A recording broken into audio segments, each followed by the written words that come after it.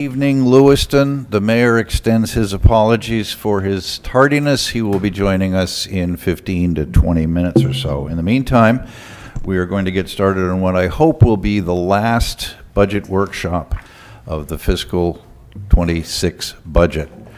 I'm hopeful that we're close enough to agreement that we can all wrap it up tonight and take this coming Thursday off as a well-earned vacation. Director Roy, would you like to kick us off, please? So if you remember on Thursday night, I informed you I'd go back and look at the budget. In front of you is the new tax rate sheet. Got it down to $1 increase, so the tax rate would be $32.77. On those cuts, there was $50,000 from 911 due to the City of Auburn reducing their contribution, so the City of Lewiston reduced theirs. And then the boot allowance, the uniform allowances for the individuals that were freezing, I removed those because originally I didn't take them out because we didn't know if there was a consensus to put those individuals back in, or those positions, I should say, back in. So those have been removed. Along with, I looked at the winter salaries and took 5-year comparison, removed the lowest one and divided by 4. And it looks like we can remove 20,000 from that and we'd still be okay, unless unfortunately we have a really bad winter. And then salary reserves, I looked at it, Councilor Nadine has mentioned that due to the vacancies, so I took a look at where we're going to be at, estimated the rest of the remaining year, and it looks like we'll be able to carry forward some of the salary reserve from this year. So I reduced that down by $299,000 due to the carry forward. And then the armory floor, if you remember, we had that in fund balance. So if it's replaced, I removed the $9,000 out of the actual general fund budget.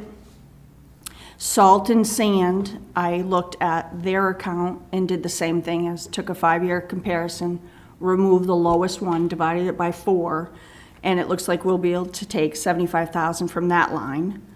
And then I looked at the garage charges for the external. It looks like they haven't increased it for a couple of years, so I'm increasing that up $200,000 for revenue coming in. And then I removed the software and put it in the fund balance, the $13,916.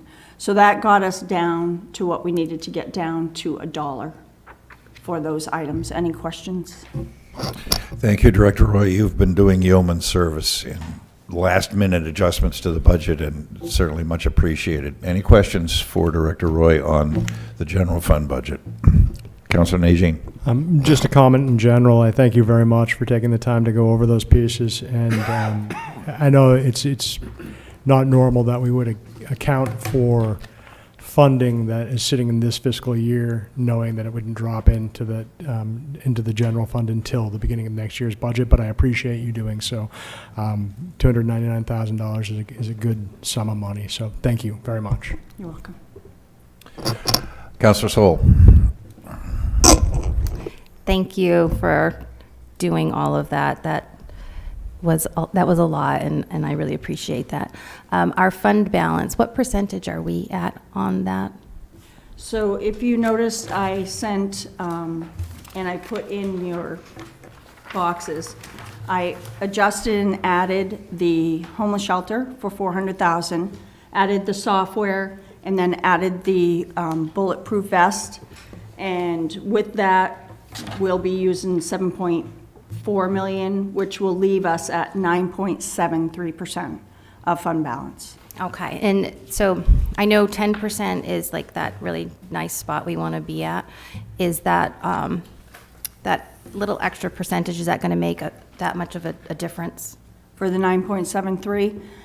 No, if we can stay around that. I prefer that in case there's any emergencies that come up, so that we're not getting close to that 8%. When you start getting closer to that 8%, that's when I, will get worried, because it doesn't look good for bond rating, for financial, when we're looking at other things. So Okay, yeah, I don't want to go any further either. I really appreciate what you have done, and I'm good with the fund balance, and I'm good with the general budget. So I don't have any questions, so thank you. Thank you. Councillor Roy? Thank you. I just want to echo what everybody else said. You have done an amazing job. And when I saw the numbers and the final projections, I was blown away. I really appreciate the hard work that both you and Acting Administrator O'Malley have done and all the directors. So really appreciate that. Thank you. Any other questions? Councillor Gallant? Thank you, Counselor. Again, I want to echo everybody else's responses. Thank you for doing a fantastic job, and thank you for being very responsive in emails and questions that I know that I've sent you, and I'm sure others have. You know, you get right back to us, and it's greatly appreciated. So thank you very much. Any other questions? I have a couple, and if we've discussed this before, please pardon me. Sometimes we have so many discussions that they all blend together. I'm looking at the bulletproof vests. Can those come out of the drug forfeiture fund? Did we discuss this already? I think the chief had discussed that the funds that are in there, even though there are some left, he used a lot from the lockers and a lot for outfitting the police department.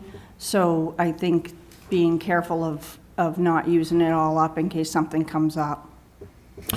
Okay, I'm going to repeat my own concern about using taxpayer dollars to basically support a savings account in the police department. And I'm sorry the chief isn't here, but I'll just leave my comments at that. I see Director Libby is here. The citywide wayfaring signs. He's no longer here. Oh, okay. My question for him is going to be, can those be paid for with the TIF? And before he gets back in, perhaps Director Roy, you can fill us in on the latest status of the NECEC TIF. Where does that stand right now? I have not heard, the last I heard from Director Libby was that they gave us the extension. I have not heard if it's come through. So we have not gotten together and done the calculations of what actually would be going into the TIF. That will need to be done, of course, before we finalize. So I don't have any idea of what is actually going to come into the TIF. Okay, but if the main DECD allows this TIF and allows that expenditure of funds for economic development, i.e. wayfaring signs, can that adjustment be moved and it taken from the reserve fund and put into the TIF at a later date? Does that need council action? It would need council action to move it, to take it back from fund balance and put it into the fund balance total through council action. Director Libby can explain if those, he's. Director Libby. Wayfair signs. Good afternoon. How are you, sir? Good evening, Council Well, President. sometimes it's afternoon. I was asking questions about the citywide wayfaring signs and whether or not those could, if the NECEC TIF is approved, be paid for out of TIF funds. Yeah, thank you for the question. I'm Nate Libby, Director of Economic and Community Development. The first year of the TIF, when we presented it to you, had a relatively small increment in year one, a substantially larger increment in year two, and then the full value of the project in year three. Year one starts July. It's confusing because tax years don't exactly line up with fiscal year, but just roughly speaking, the first year starts in July, first payment rolls in September. And then from that, we will have TIF funds. We'll have a half year of tax payments. That'll be the TIF funds available for projects. So I don't think that first payment of TIF funds in the fall is going to cover the entire wayfinding project. I think a way to think about it is if we, use is it coming out of fund balance now? Fund balance, yes. If we think of it as coming out of fund balance now, it's a one-time project, but alternative ways to think about it are, borrowing for it and then using a portion of TIF funds to pay that debt service. Another is to, I guess those are the two ways to think about it. Thank you, Director. The only reason I'm asking is that I know that Director Roy has expressed some level of discomfort with going down below 10%. I personally don't have that level of discomfort. I think with the size of the fund balance and the fact that we're well above the 8%, and in fact the fact that we are increasing the reserve fund balance from the 9.2% that I believe it was, or somewhere around there last year. 9.1. 9.1, so that's an even better increase. So I think we're on the right track, and recognizing the vagaries of the economy and the anomalies of this year, I don't feel uncomfortable about dropping from 10 down to 9.73%. So it was just a question on that. Any other questions from the council specifically for Director Libby? Looks like you're free. Thank you, sir. Thank you. Any other questions on the general operating budget or the use of fund balance, or as a last resort, the Lewiston Capital Improvements Program? This is our last chance. As I said, I would dearly love to have this be the last workshop. And I hear resounding silence from the council. Councilor Harriman. Thank you. I just want to express that I'm comfortable with the budget where it is, both the operating and fund balance and the capital program. And I also want to add on to others' comments. Thank you very much, Director Roy, for all the work you've done on this. It's been very helpful, and you've been really helpful all the way through the process, answering questions and everything.